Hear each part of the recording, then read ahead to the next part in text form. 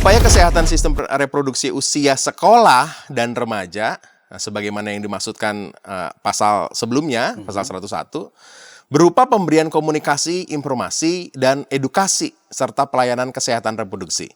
Jadi itu bagian dari proses pendidikan seks sebenarnya. Pendidikan reproduksi, upaya untuk memberikan informasi yang cukup memadai. Saya menduga, atau kita menduga lah bahwa semakin ramai percakapan bagian kecil dari PP 28 ini tentang penyediaan ya, bukan pemberian ya, penyediaan alat kontrasepsi ini untuk remaja atau siswa ini, karena pembicaraan soal seks ini masih dianggap tabu kalau itu dibicarakan kepada siswa. Ini mengapa sih dianggap tabu, Pak? Bukan hanya kontennya nggak ada soal apa yang kita bicarakan ini, tapi justru mungkin juga dalam kasus-kasus tertentu, guru sekolah minggunya bisa menjadi penyebab pelecehan seksual dan ada luka-luka tertentu pada anak-anak ini. Ya. Persis. Karena kita nggak punya proteksi tertentu, sistem perlindungan anak yang nggak ada, ya. Dan itu menjadi lebih buruk lagi. Ya.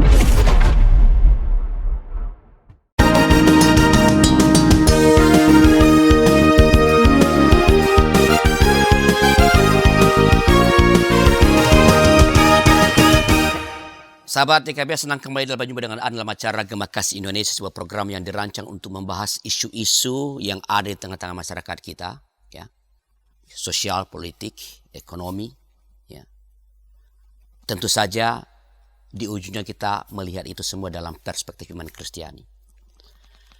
Dengan saya sebagai pemandu acara kita, Arlianus Larosa. Nah, hari ini atau kali ini kita bicara mengenai isu yang sedang hangat sekarang ini, yaitu mengenai penyediaan alat kontrasepsi untuk siswa dan remaja yang merupakan bagian kecil dari Undang-Undang Nomor 28 tahun 2024 yang sebenarnya merupakan peraturan pelaksanaan dari Peraturan Pemerintah Nomor 17 tahun 2023 tentang kesehatan. Dan untuk membicarakan ini di studio telah hadir narasumber kita yang tidak asing bagi Anda juga adalah Bapak Pendeta Hendra Prasaja. Selamat datang kembali, Pak Hendra. Salam, Pak Ardinas. Apa kabar nih? Baik. Saya dengar baru pulang dari Merauke. Ini apa dari mana? Iya, betul. Dari Merauke ini? Betul. Ini ada apa di sana? Pelayanan untuk teman-teman gereja-gereja di sana, pelayanan para pengasuh sekolah minggu. Oh, tentang sekolah minggu ya, tentang ya. Nah, Pak Pendeta Hendra adalah direktur dari Badan Bina Warga GKI Jawa Barat, sebuah lembaga pembinaan yang menyediakan materi-materi dan pelatihan-pelatihan pembinaan untuk ya semua kebutuhan gereja, ya, jenjang usia anak sampai lansia, profesional, kader-kader, ya, dan sebagainya. Dan beliau adalah sangat aktif di dalam melakukan pembinaan, pemberian pencerahan terhadap hal-hal yang berkaitan dengan keselamatan anak-anak dan remaja, termasuk sebenarnya kita bicara mengenai penyediaan alat kontrasepsi ini. Pak Pendeta Hendra, sebelum kita lebih detail, ini apa sih isi secara kasarnya kalau yang ada yang diatur dalam PP 28 2024 ini? Sebenarnya kan seperti apa yang Pak Arlianus tadi sampaikan ya. Ini adalah bagian dari sebuah pedoman pelaksanaan dari UU 17 2003 tentang kesehatan. Jadi ada banyak bahasan-bahasan tentang kesehatan. Soal penyandang disabilitas, soal pengamanan zat adiktif, ya. Juga pengobatan tradisional. Memang salah satunya bahas juga soal upaya untuk menjaga kesehatan reproduksi. Nah, di dalamnya itu ada soal penyediaan kontrasepsi untuk para peserta didik dan juga remaja. Tapi itu yang jadi rame. Jadi isu, ya? Padahal itu bagian kecil. Dan memang yang paling menarik itu mungkin ya yang jadi isu banyak hal. Nah, saya ingat kemarin Pak Pendeta Hendra ketemu dengan salah seorang pengurus teras MUI DKI Jakarta dan sudah berlangsung istimewa para ulama, ya. Dan salah satu isu yang dibahas adalah tentang ini penyediaan alat kontrasepsi ini. Seru juga. Dan ketika ada seminar oleh PGW DKI Jakarta tentang moderasi beragama ngomongnya itu isunya. Tapi ada yang nanya tentang ini, ya, bahwa ini ada apa-apaan ini, ya. Nah, Pak Pendeta Hendra, bagaimana sebenarnya mengapa reaksinya justru terfokus pada penyediaan alat kontrasepsi. Sebenarnya kalau kita ngelihat reaksi banyak orang, banyak pihak, kita patut bersyukur juga sih Pak. Karena ini kan tandanya bahwa masyarakat Indonesia itu masih terus punya nilai yang dijaga soal ketimuran. Soal berbagai hal memandang dalam perspektif agama, kenormaan, relasi, keluarga yang terus mau dijaga. Dan ketika ada isu-isu tentang seks, tentang kontrasepsi apalagi gitu, itu kan mudah untuk membuat mereka bereaksi karena ada nilai yang dipegang. Kita patut bersyukur juga sih negeri ini masih Jadi reaksi dijaga. itu sebenarnya merupakan penanda bahwa kita masih waras begitu. Iya, masih ada benteng-benteng yang menjagai, oke. ya, menjagai banyak sekali kalangan. Ya, memang ada minusnya juga ya, reaktif dan juga segala sesuatu dinilai dengan perspektif agama. Padahal kan komponennya banyak. Kalau kita ngelihat di PP-nya ini kan bicara soal penerapan dari UU soal kesehatan. Betul. Ada banyak sekali hal-hal di dalamnya. Dan di sana juga tentunya kita tahu tujuannya untuk sesuatu yang besar. Bukan kalau yang dituduhkan soal nanti seks bebas dihalalkan ya, didukung dan lainnya. Sesuatu yang sangat bias sekali. Sebenarnya kan tujuannya untuk perlindungan anak dan perempuan. Dan juga bayangkan kalau para remaja hamil melahirkan tanpa direncanakan begitu, maka ada dampak-dampak yang besar sekali. Dia bisa ada masalah soal kesehatan reproduksinya, dia juga bisa punya problem soal masa depannya, pendidikannya di Indonesia kan begitu ya, kalau remaja dalam masa sekolah lalu hamil di luar nikah, putuslah semua proses pendidikannya. Dia kehilangan masa depannya, kehilangan kesempatan untuk pendidikan, belum lagi si anaknya. Nanti anaknya juga bisa ada banyak problem-problem soal stunting dan lain-lainnya. Jadi sebenarnya PP ini kan untuk membuat seluruh proses apa yang ada di Undang-Undang Kesehatan itu tentang kesehatan itu membuat negeri ini jauh lebih baik gitu. Hal-hal besar untuk meresponi ada banyak sekali kasus-kasus aborsi, kasus-kasus keluarga-keluarga yang nggak siap untuk menjalankan rumah tangga. Itu yang sebenarnya kita melihat jauh lebih besar. Memang ada satu hal yang bisa memicu kontroversi. Tapi kalau kita melihat kerangka besarnya, harusnya sih kita semua bisa memaklumi situasi itu. Jadi sebenarnya PP 24 ini lebih banyak ia mengatur sebenarnya atau memberikan pedoman-pedoman yang lebih praktis tentang seluruh proses upaya kesehatan reproduksi itu. Ya, jadi ada satu bagian kecil itu Pak. Pasal yang mengatur soal... Pasal berapa sih itu? Nah, saya bacain dulu ya Pak ya. Di 103, Oke. ya 103 terus sampai dengan 104 itu ngomongin soal itu. 108 juga ngomongin soal itu. Di 103 saya bacain ya Pak ya. Upaya kesehatan sistem reproduksi usia sekolah dan remaja, sebagaimana yang dimaksudkan pasal sebelumnya, pasal 101, berupa pemberian komunikasi, informasi, dan edukasi, serta pelayanan kesehatan reproduksi. Jadi itu bagian dari proses pendidikan seks sebenarnya. Pendidikan reproduksi, upaya untuk memberikan informasi yang cukup memadai. Dan di ayat 3-nya disebutkan begini, pemberian komunikasi, informasi, dan edukasi, sebagaimana yang disebut dalam ayat 2, dapat diberikan melalui bahan ajar dan kegiatan belajar mengajar di sekolah, dan kegiatan lain di luar sekolah. Lalu di pasal ayat 4-nya itu butir E-nya penyediaan alat kontrasepsi. Jadi dari A, B, C, D, E. Ya, ada banyak sekali ya. Oke. Di ayat yang ketiga tadi ya, dapat diberikan melalui bahan ajar dan kegiatan belajar mengajar di sekolah dan kegiatan di luar sekolah. Jadi saya melihat secara serius pemerintah mau dalam tanda petik memaksa untuk sekolah-sekolah juga ambil bagian untuk mengajar, memberi informasi kepada para peserta didiknya. Karena kan sebenarnya problem-problem soal aborsi, soal pernikahan dini, karena kasus-kasus hamil di luar nikah, sebenarnya mereka nggak ngerti aja Pak. Ya, karena pendidikan seksualnya nggak diberikan oleh keluarga, orang-orang tabu untuk mengatakannya. Jadi akhirnya ya kejadian-kejadian itu terjadi. Maka upaya dari PP ini adalah untuk membuat ada sedikit daya desak untuk para ruang-ruang pendidikan di mana sekolah dan keluarga, bahkan juga mungkin gereja nanti, harus juga ambil bagian dalam proses ini. Jadi nampak sekali bahwa sebenarnya ini sangat baik sekali. Supaya para remaja, peserta didik, siswa-siswi ini punya benar-benar kemampuan untuk punya informasi yang baik dan bisa menjaga dirinya. Memang dalam kasus-kasus yang lainnya, dalam kasus konteks PP ini, pemberian alat kontrasepsi itu hanya untuk yang menikah loh Pak ya.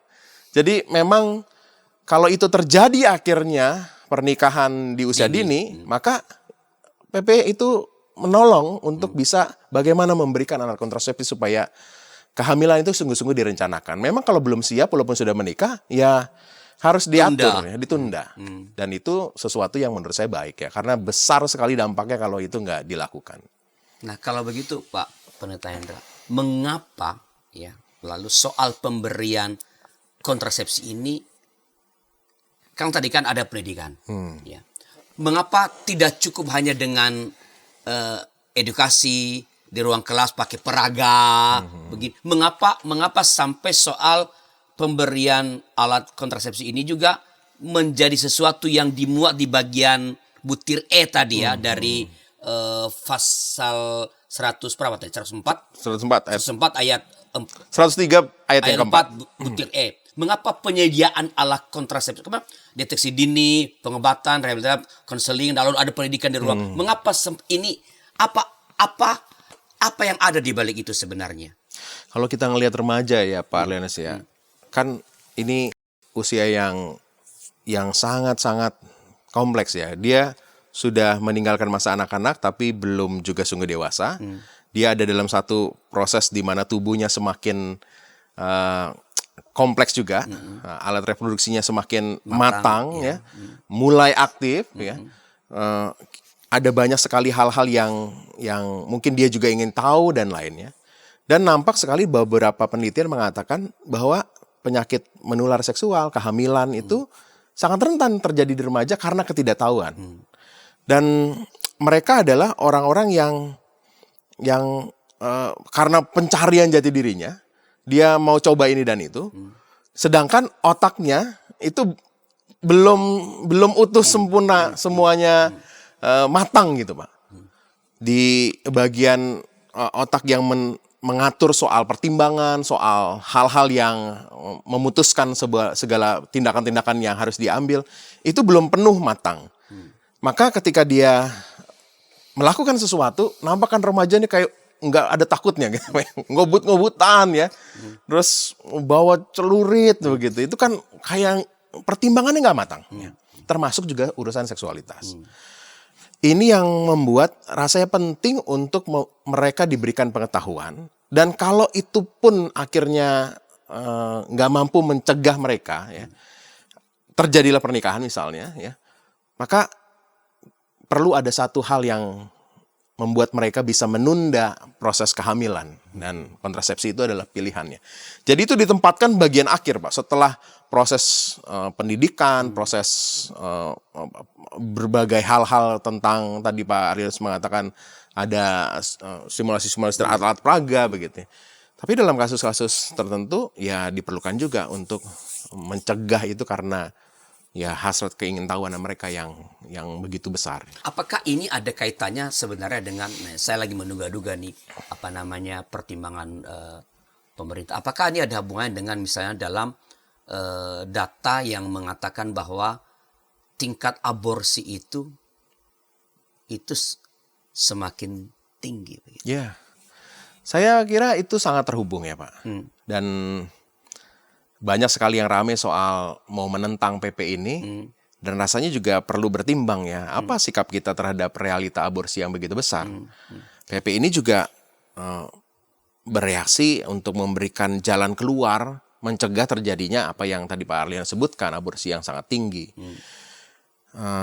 Kalau itu bisa dilakukan dengan sebuah pendidikan terstruktur, kan tadi pasal itu mengatakan diatur di sekolah ya, memang menjadi bagian dari kurikulumnya mereka gitu. Itu kan sesuatu yang sistematis ya. Tapi kalau itu pun nggak bisa dilakukan, maka ada proses-proses yang lanjutnya supaya hal-hal buruk lainnya bisa dicegah. tadi kan Pak Pendeta Hendra mengatakan bahwa sebenarnya penyediaan alat kontrasepsi ini dalam PP 28 ini itu hanya bagi mereka yang Menikah. sudah menikah. Begitu ya? Ya, kerangka berpikirnya begitu ya. Dan kan banyak ya Pak, di beberapa suku yang pernikahan dini itu memang terjadi. Ya, usia-usia masih sangat remaja. Dan itu dilegalkan untuk beberapa suku tertentu ya. Maka realita walaupun itu antar keluarga oke, tapi kan dia masih remaja. Maka penting untuk juga menjaga mereka tetap mendapatkan hak-hak pendidikannya, masa depannya, dan juga mencegah hal-hal yang tadi sempat kita bahas soal anaknya nanti bisa berat badannya kurang dan punya potensi stunting, si ibunya bisa pendarahan karena alat reproduksinya belum begitu matang, ancaman kehilangan nyawa juga bisa terjadi. Ya.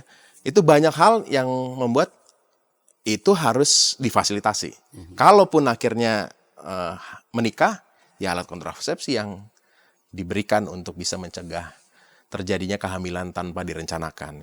Apakah ini bisa juga berarti sebenarnya Pak Pendeta Hendra? Jadi kan utamanya kan tadi rentang pendidikan seksual ya, termasuk ke sekolah kan memaksa supaya ada, termasuk pengenalan alat-alat reproduksi segala macam. Dan kalau pendidikan seksual yang benar ini di jalur yang benar juga ini, entah di rumah, entah di gereja, entah di sekolah ini, pada akhirnya para remaja atau siswa ini memutuskan secara sadar melakukan hubungan seks di luar atau ketika mereka sebelum menikah. Apakah ini mengatakan bahwa daripada nanti mereka melakukan itu, ya, karena mereka mungkin tidak terlalu peduli tentang resiko kalau sampai hamil, maka daripada nanti jadi hamil lebih baik dicegah supaya jangan terjadi aborsi. Lebih jauh lagi sebenarnya Pak ya, melindungi si ibu ya, perempuan ketika ia hamil dalam usia remaja sangat berpotensi pendarahan dan kehilangan nyawa ya. Juga tadi saya menyebutkan soal kondisi anaknya dan akhirnya nanti hadir seorang anak yang bisa jadi stunting juga begitu. Jadi ini ada ruang di mana bukan memfasilitasi ya Pak ya, tapi mencegah, meminimkan resiko yang ada. Kita tahu resikonya kalau dibiarkan dan hasrat remaja yang begitu besar dan nggak ada pencegahannya bisa malah jadi buruk gitu. Dan itu kan juga menjadi anak bangsa ya. Bayi yang itu lahir juga adalah bagian dari negeri ini. Jadi ini meminimalisasi resiko sebenarnya. Betul, betul. Oke Pak Hendra, saya kira ini mungkin ada hubungannya sebenarnya ini dengan soal percakapan tentang seks ya yang masih suka dianggap tabu untuk dibicarakan kepada anak-anak remaja atau siswa. Tapi setelah beberapa informasi berikut ini.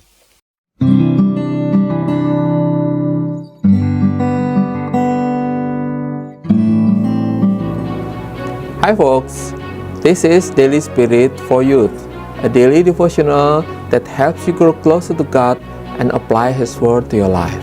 Daily Spirit for Youth dapat Anda saksikan hari Senin sampai Sabtu pukul 4.30 waktu Indonesia Barat di channel YKB TV. Kita jumpa dalam acara Pembangunan Jemaat. Pembangunan Jemaat setiap Senin di minggu kedua dan keempat pukul 20 waktu Indonesia Barat. Dapat Anda nikmati di channel YKB TV. Dari gungkungan malam gelap. Nyanyikanlah nyanyian baru setiap hari Rabu pukul 12 waktu Indonesia Barat.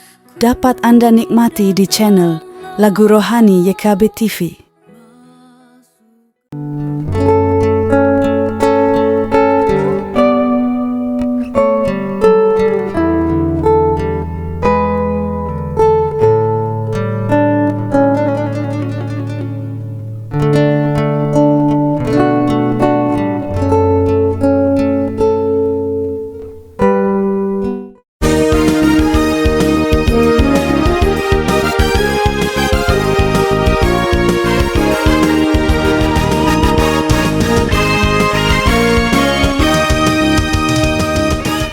masih dalam acara Gema Kasih Indonesia dengan saya Pendeta Lisros. Bagaimana persiapan kita bicara tentang kontroversi atau polemik penyediaan alat kontrasepsi bagi remaja atau para pelajar dengan narasumber kita Bapak Pendeta Hendra Prasaja. Pak Pendeta Hendra, tadi di segmen yang pertama saya titip pertanyaan itu, mengapa? Karena saya menduga atau kita menduga bahwa semakin ramai percakapan bagian kecil dari PP 28 ini tentang penyediaan ya, bukan pemberian ya, penyediaan alat kontrasepsi ini untuk remaja atau siswa ini, karena pembicaraan soal seks ini masih dianggap tabu kalau itu dibicarakan kepada siswa dan remaja. Ini mengapa sih dianggap tabu, Pak Pendeta? Ya karena mungkin budaya juga ya Pak ya, berbagai aspek soal norma, soal agama, soal budaya juga. Kita ini menganut budaya ketimuran yang sopan, yang mengagungkan keluarga, dan hal-hal privat itu menjadi sesuatu yang nggak umum untuk dibagikan. Dan juga menurut saya banyak orang tua yang juga nggak dibekali Pak. Bingung ya. Ngomong apa? Nggak ada sekolahnya jadi orang tua kan ya. Udah Tuhan anugerahkan seorang anak. Bagaimana pola asuh aja ada problem, apalagi untuk seksualitas ya. Ketika dia melakukan itu sebenarnya kan juga adalah bagian dari apa yang dia alami juga oleh papa mamanya, kakek nenek dari si anaknya ya. Dia juga nggak ngalamin bagaimana pendidikan seksual yang ada ya. Mungkin dulu keguyuban masyarakat membuat banyak sekali proteksi-proteksi yang didapatkan ya. Sekarang akses internet begitu luas ya, pornografi begitu mudah mencemari banyak orang, sehingga potensinya jauh lebih besar. Sedangkan orang tua nggak siap untuk ngobrol dengan anak-anak bagaimana melakukannya. Dia sendiri malu, padahal itu anak sendiri. Padahal dia juga gelisah tentang kalau nggak dikasih tahu, lalu dia akan cari tahu pasti. Ya, karena remaja rindu untuk mencari tahu banyak hal, bahaya banget kalau akhirnya dia mencari tahu di pihak lain, di tempat lain. Harusnya kan dia dapatnya justru di keluarga. Jadi PP ini menurut saya bukan hanya soal kesehatan, tapi juga dia masuk ke akar-akar keluarga ya. Ketika keluarga nggak bisa bekerja dengan baik, ya sekolah lah yang punya daya tawar kuat.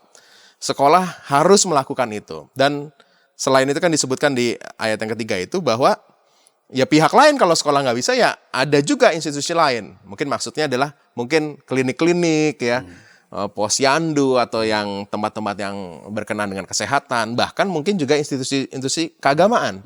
Di Pasal 108 menyebutkan juga pendidikan itu dilakukan juga oleh lembaga-lembaga keagamaan. Jadi tabu karena mungkin budaya juga Pak ya. Nggak dibekali juga, bingung melakukannya. Kegagapan dalam. Gagap. Sedangkan derasnya situasi digital sekarang lebih kompleks.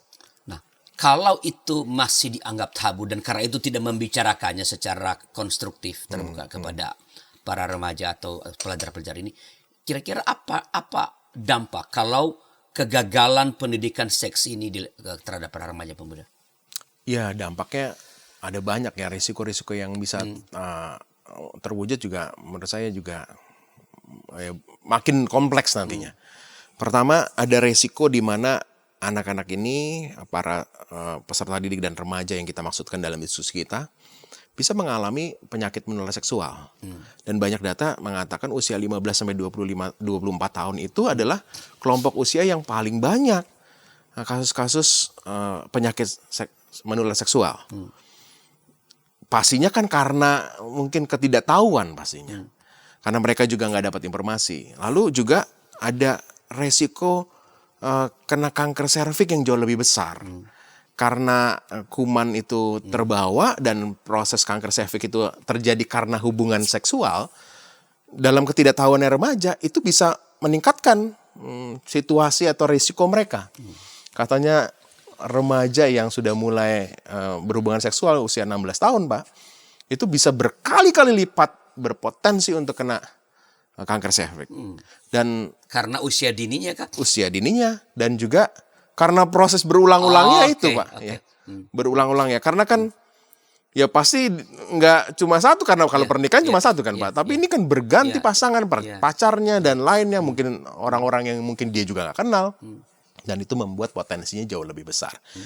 Resiko kesehatannya tinggi banget, Pak. Dan resiko sosialnya juga ya. Ada situasi di mana kehamilan yang tidak direncanakan membuat situasi di mana si ibu ini sekali lagi bisa beresiko luar biasa. Ada satu data yang menarik, Pak, survei demografi soal kesehatan Indonesia mengatakan bahwa ada 30% lebih ya anak remaja perempuan dan juga anak remaja laki-laki yang nggak tahu, Pak, kalau hubungan seksual itu bisa berakibat pada kehamilan. Oh, really? Itu data yang menarik sih menurut saya juga lihat datanya terkejut juga ya. Masa sih gitu? Itu kan buruk sekali kan? Buruk sekali Iya. soal pendidikan di sekolahnya, mungkin juga di keluarganya. Dia sampai nggak tahu dan dia ya melakukan saja gitu tanpa ada ketakutan kalau ada kehamilan. Itu berbanding terbalik dengan misalnya kalau pada zaman saya masih kecil itu kan ada orang tua, kalau pegangan antara laki-laki dan perempuan itu bisa hamil. Bisa hamil. Ini kan itu mitos yang mencegah sebuah, kalau kamu pegangan tangan itu kamu bisa hamil. Sekarang hubungan seks itu nggak ngerti kalau itu bisa hamil. Itu sih menurut saya luar biasa. Berarti kan buruk sekali pendidikan seksual, informasi soal kesehatan reproduksi ya. Dan udah pasti nggak dilakukan oleh keluarga. Bahkan pendidikan pun nampaknya juga menjadi gagal ya. Kita kan kita belajar biologi aja udah kita tahu ya, begitu ada proses di mana bisa kehamilan itu terjadi. Tapi survei ini menunjukkan, wow, ternyata ada banyak sekali hal yang perlu diinformasikan kepada remaja. Dan itu sangat berisiko. Dan dampaknya selanjutnya, Pak, dampak sosialnya adalah ya si ibu, si bapaknya juga kalau terpaksa menikah ya. Kita sering kali bertemu di mana sekolah-sekolah lalu mengeluarkan anaknya, mengeluarkan siswa yang hamil ya. Dan dia nggak bisa lanjut lagi sekolah. Lalu dia bingung mau sekolah bagaimana ya. Nah, sekarang walaupun saya bersyukur ada lembaga-lembaga yang mulai memikirkan itu dan menerima. Saya kenal ada satu teman di Bandung, Rumah Ruth, yang secara khusus menerima mereka untuk bisa ibu-ibu muda ini tetap menjalankan sekolahnya dengan kejar paket ya. Dan anaknya juga bisa sungguh-sungguh lahir dengan situasi yang baik, dalam proses kehamilan diberikan gizi yang baik ya, supaya ketika lahir si anak ini bobotnya juga oke, sehingga mencegah proses stunting yang terjadi itu bisa rendah ya. Itu menurut saya sesuatu yang baik sekali. Tapi realitanya banyak sekolah nggak terima, dan itu mengakibatkan hak anak akan pendidikan, akan identitasnya hilang. Gara-gara hanya dia nggak dapat informasi, gara-gara hanya dia nggak dibantu untuk sadar dan dicegah, ya. Hilang semua haknya. Padahal kan itu yang dan paling hilang masa penting. depan itu kan. Ya begitu. Dan Hilang saya merasa menjadi sangat concern juga tentang ini, karena bagi saya anak-anak perlu mendapat haknya. Dan PP ini bukan sekedar hanya soal kesehatan, tapi juga adalah sebuah hak dari anak-anak ini. Dan ini menentukan juga kehidupan banyak pribadi, baik si ibunya maupun juga anaknya yang lahir nanti ya. Juga banyak kesan dari masyarakat juga mendiskreditkan para bapak-bapak muda ini ya, yang jadi hak anak akan pendidikan, kehidupan yang layak, identitas juga. Ya nggak bisa dipungkiri banyak sekali anak-anak yang hanya punya ibu juga memiliki trauma-trauma tersendiri ya di masyarakat kita, dan kita perlu mencegah itu. Dan PP ini menurut saya juga membantu ruang itu di mana bisa terselamatkan sebuah generasi, Pak. Ya Pak, bertanya kan kita tadi berbicara tentang bahwa sebenarnya sampai saat ini kan pernikahan usia dini masih terjadi di sejumlah daerah tertentu karena ya kebudayaan cara atau persen. Lalu bahwa hubungan seks pranikah juga sebenarnya kalau dari survei-survei yang kita lihat misalnya itu kan hampir dianggap umum gitu terjadi di kota-kota besar. Ya. Lalu angka kehamilan di luar nikah sehingga tadi ada peningkatan tingkat aborsi. Ya. Ini kan rentetan yang kita nggak boleh lihat hanya ujungnya. Ya. Ujungnya pada soal bahwa upaya menyediakan alat kontrasepsi bagi para remaja tuh. Ini kan ada rentetan nih bahwa anak-anak ini tidak mengerti ya, tidak mengerti soal dampak kalau hubungan seks secara fisik, misalnya soal kehamilan dan sebagainya, trauma, juga sebenarnya secara spiritual menghormati bahwa hubungan seks itu dilakukan pada saat setelah menikah. Nah, ini kan panjang sekali, Pak. Nah, apa tanggung jawab gereja dalam problem yang besar yang terjadi ini? Kita seringkali lupa ada bagian-bagian yang juga menjadi tanggung jawab gereja dalam mempersiapkan, membekali warga gerejanya. Anak-anak juga kan adalah warga gereja.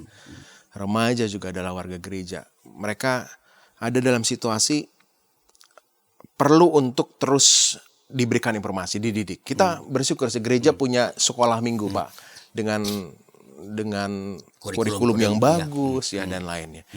Tapi seringkali masih ada ruang-ruang di mana kita perlu tambahkan. Ya. Remaja sesungguhnya kan ada dalam usia di mana kemampuan untuk beranalisa, abstraksinya udah semakin matang ya, untuk membahas hal-hal kompleks lainnya bisa menjadi lebih mudah karena dia semakin dewasa kan. Maka menambahkan mereka untuk informasi-informasi tentang seksualitas berkenaan dengan kekudusan itu menjadi sesuatu yang menurut saya tanggung jawab gereja juga. Dan ketika mereka cukup matang, lalu mereka mendapatkan informasi yang baik, nah dia bisa berkurang resikonya untuk terjatuh. Dan ada banyak sekali hal-hal yang bisa dilakukan gereja karena itu adalah ruang yang bisa dilakukan gereja, memberikan pembinaan. Di pasal 103 itu disebutkan begini, Pak, bahwa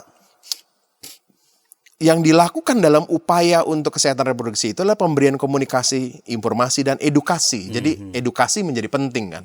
Dan juga ada hal-hal di mana pemberian edukasi itu dilakukan baik di sekolah ataupun di luar sekolah.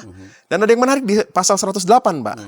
Di pasal 108 disebutkan bahwa upaya kesehatan sistem reproduksi usia sekolah dan remaja, sebagaimana yang dimaksud tadi itu, paling sedikit berupa pemberian informasi dan reproduksi dilakukan oleh beberapa institusi, pos pelayanan kesehatan terpadu, ya, satuan pendidikan, tempat kerja, dan lembaga keagamaan, rumah ibadat, ya, kantor-kantor urusan agama. Karena kita tetap memandang bahwa urusan ini adalah urusan juga ya spiritual, berrelasi dengan keagamaan, relasi dengan Tuhan, ya. Maka jadi tanggung jawab juga. Maka kalau gereja sadar ada tanggung jawab ini dan bahkan udah dituangkan dalam peraturan begitu, wah gereja harus juga secara konstruktif untuk mempersiapkannya. Itu jadi tanggung jawab gereja yang mulai harus juga melihat bahwa situasi ini tuh harus secara sinergis dilakukan bersama dengan pemerintah dan gereja. Gereja perlu bertanggung jawab, Pak, untuk bagian ini.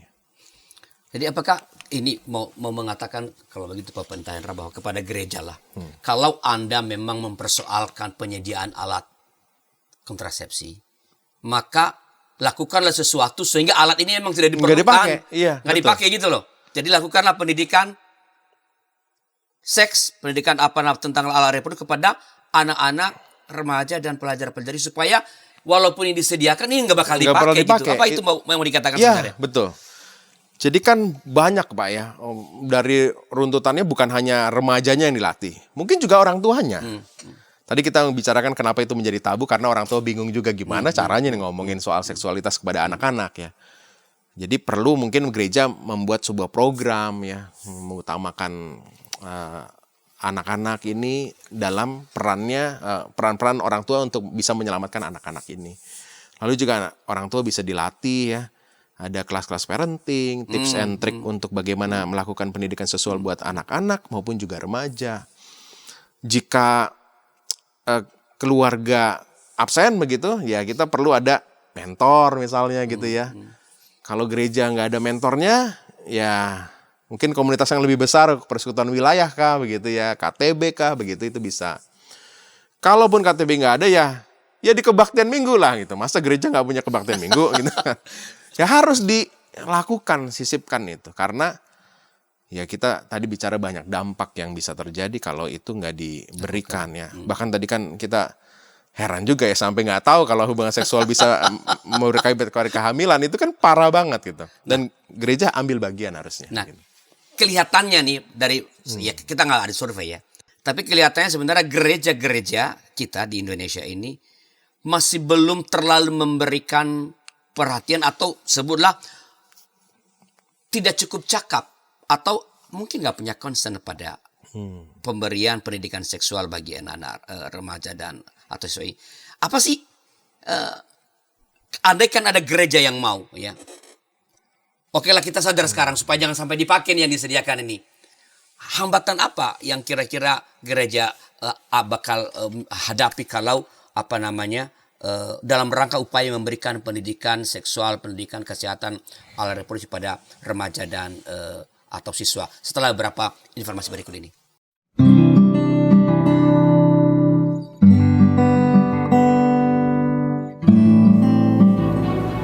Hi folks, this is Daily Spirit for Youth, a daily devotional that helps you grow closer to God and apply His Word to your life. Daily Spirit for Youth dapat Anda saksikan hari Senin sampai Sabtu pukul 4.30 waktu Indonesia Barat di channel YKB TV. Kita jumpa dalam acara pembangunan jemaat. Pembangunan jemaat setiap Senin di minggu kedua dan keempat pukul 20 waktu Indonesia Barat. Dapat Anda nikmati di channel YKB TV. Dari kungkungan malam gelap, Nyanyikanlah nyanyian baru setiap hari Rabu pukul 12 waktu Indonesia Barat. Dapat Anda nikmati di channel Lagu Rohani YKB TV.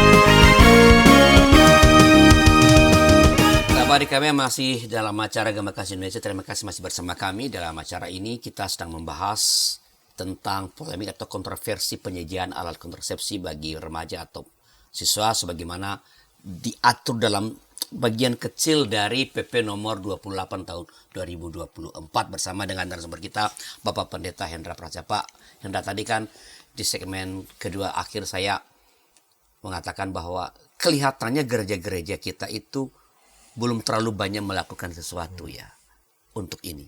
Ya. Ini apa penyebabnya? Apa kendalanya?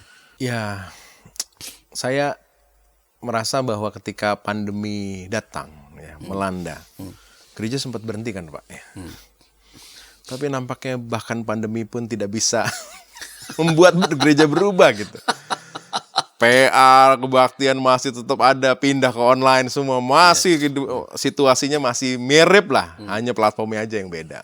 Dan setelah pandemi usai, balik makin luar biasa Pak, makin sibuk sekali ya. Onsite banyak ada, sekali. online ada. Online set ada.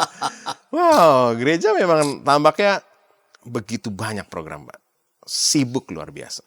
Dan nasnya adalah sibuknya itu hanya dalam urusan-urusan ritual. Ya. Ibadah hari Minggu udah kita akui harus ada ya. Itu sebuah bagian penting kan ya. Lalu di luar hari Minggu ternyata juga ada ibadah-ibadah yang lain. Dan sama ya. Polanya sama, bentuknya sama, orangnya juga sama. Orangnya juga sama ya. Baktian rumah tangga, ucapan syukur, ada ini tuh. Ya. Wah, saya ketemu dengan beberapa pendeta di beberapa gereja di daerah misalnya gitu ya. Itu luar biasa Pak ya.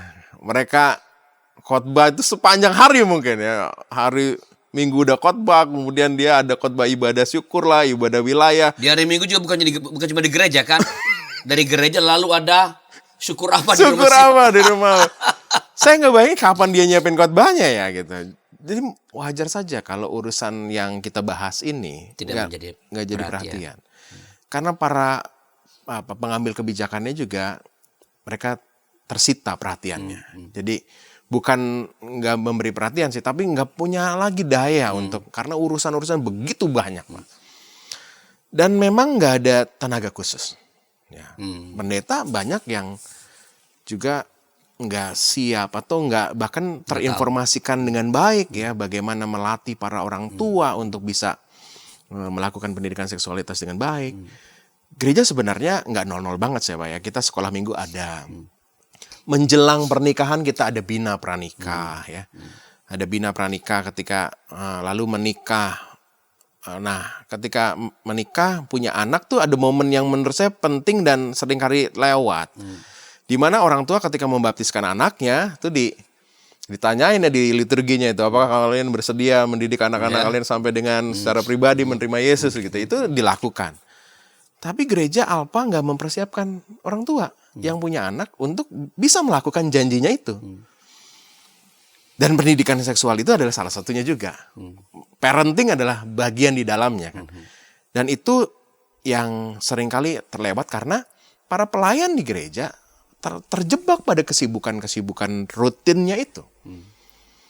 Padahal kita sadar di luar itu juga ada banyak hal-hal yang diperlukan. Maka kalau nggak ada tenaga khusus lainnya, ya udah nggak ditertangani.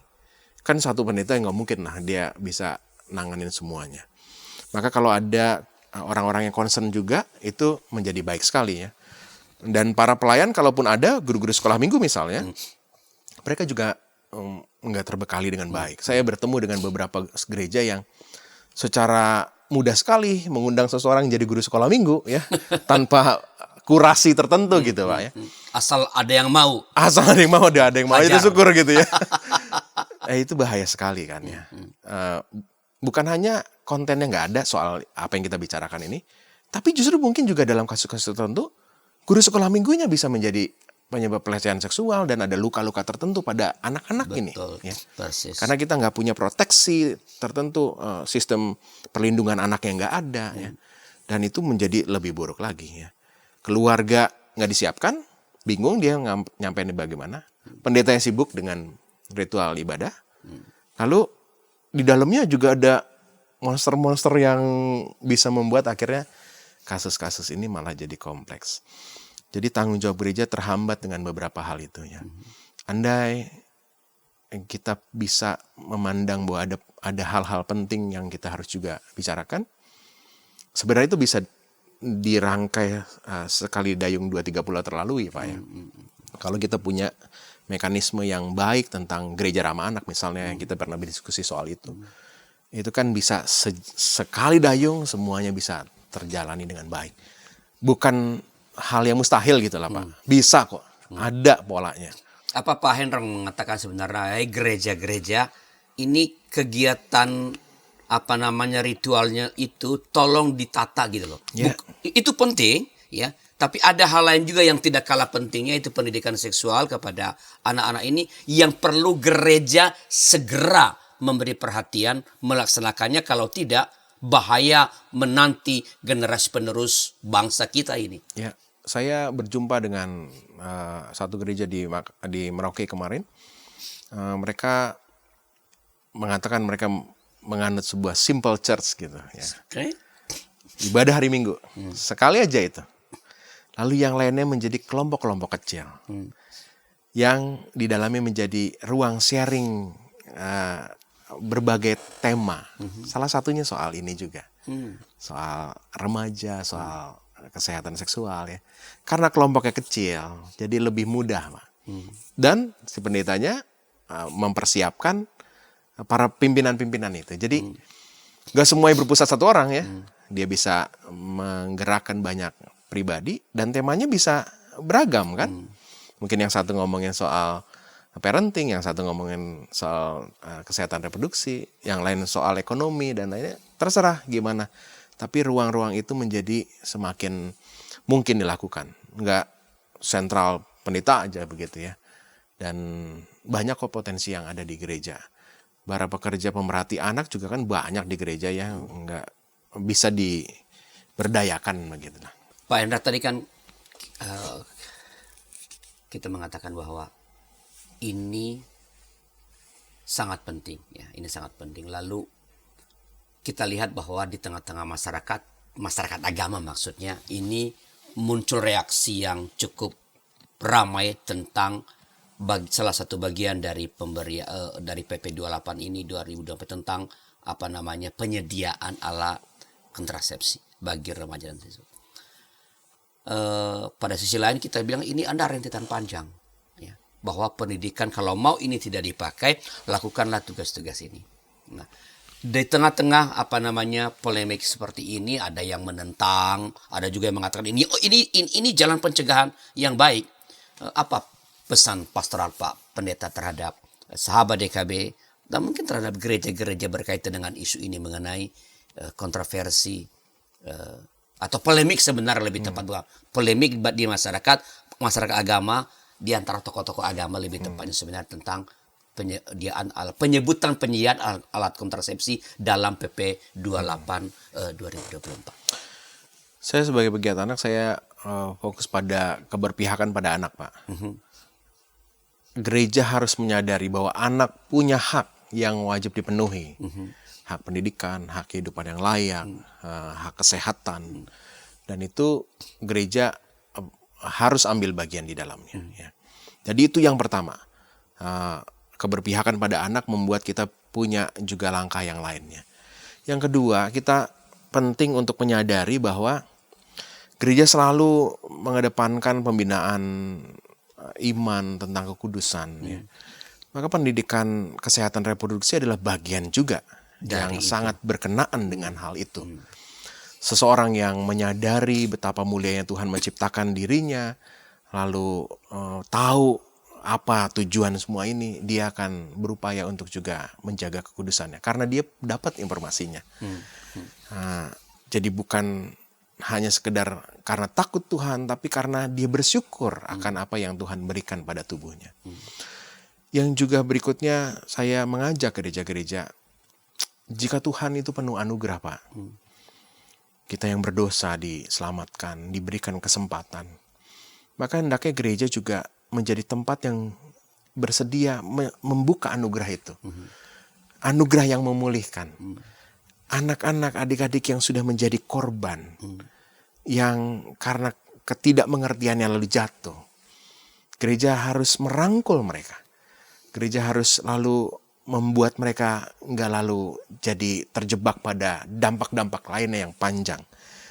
Kalau memang ada kasus hamil di luar nikah dalam ketidaktahuannya mereka, maka gereja harus menyambut mereka untuk bisa membantu mereka menyadari kesalahannya. Tapi juga ada anugerah Tuhan membuat si ibu bisa tetap mendapatkan haknya dalam pendidikannya, dalam kehidupan yang layak. Juga anak yang dikandungnya itu juga harus diselamatkan supaya kita merasakan anugerah Tuhan itu memang berlaku.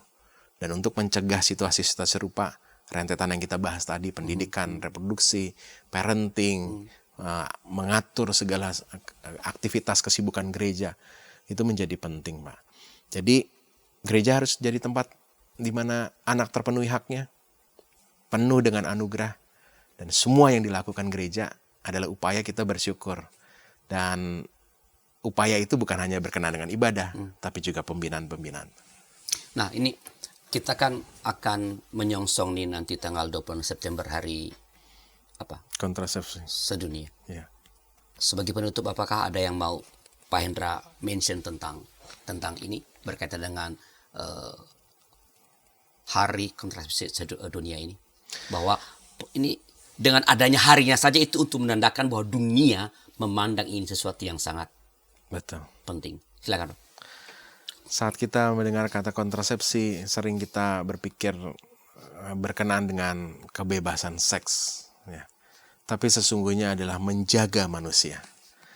Hari kontrasepsi sedunia 26 September itu digagas oleh beberapa lembaga keluarga berencana, Pak.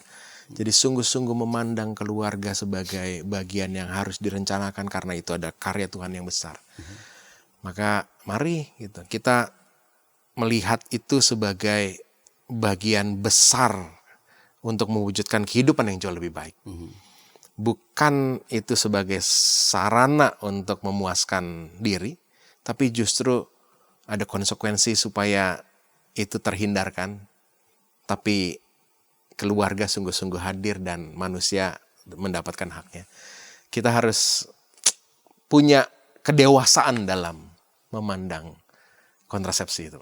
Baik, terima kasih Pak Hendra atas pencerahan pada pertemuan kali ini. Dan para sahabat, itu percakapan kami tentang sebelah polemik tentang penyediaan alkohol bagi remaja, bagaimana dicantumkan dalam bagian kecil, salah satu bagian kecil dari PP 28 tahun 2024. Dan tadi ada bagian penting Pak Hendra telah mengatakan bahwa kalau bicara kontrasepsi, jangan pertama-tama berpikir tentang upaya mendukung seks bebas, bukan. Tapi itu adalah untuk menjaga kemuliaan, menjaga kesehatan manusia, untuk menghindari terjadinya kasus-kasus kehamilan yang tidak direncanakan. Karena kehamilan adalah anugerah Allah, ya, dan anak adalah anugerah luar biasa dari Allah, maka itu harus direncanakan. Pandanglah itu dalam cara pandang sebagaimana yang sudah kita bicarakan di sini. Bila ada masukan-masukan, silakan kirim kepada kami lewat nomor 0812-8188-9191. Terima kasih sekali lagi dan sampai jumpa pada percakapan dengan topik yang lain. Tuhan memberkati.